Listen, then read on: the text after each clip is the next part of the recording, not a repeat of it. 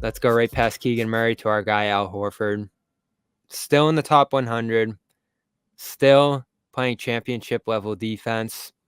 And still able to log huge minutes throughout that postseason run for the Celtics. He's turned 38 this year. The seasons keep rattling off. You're wondering when he's going to slow down. I would imagine coming out of the regular season, he won't be on this list.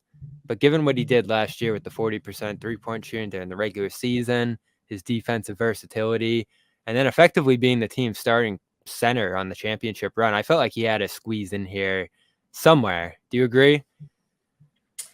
I mean, I'm always privy to having Al Horford in the top 100. I feel like he belongs. The thing with the ranking list is, and I haven't made one of these, and I don't know that I'd be able to, is that it's just so hard to compare because it's like, are you saying right now who's literally a more valuable player? Like, I'd be curious to hear, Bobby, as you assembled this list, like what your criteria was. Like, what is Al Horford being one ahead of Keegan Murray? Do you think he's more valuable to have on a team right now?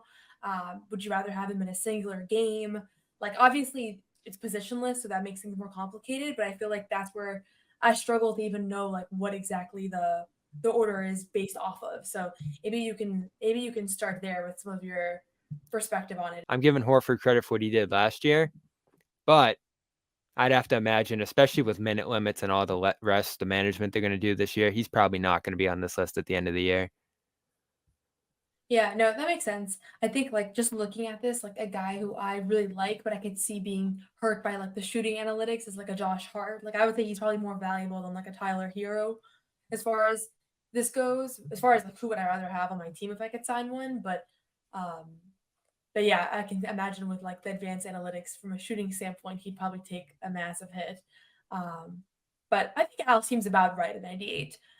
If nothing else, like he does have history on his side as far as a lot of these guys is like what their ceilings might look like, and Al's more proven than some other people that maybe you left off.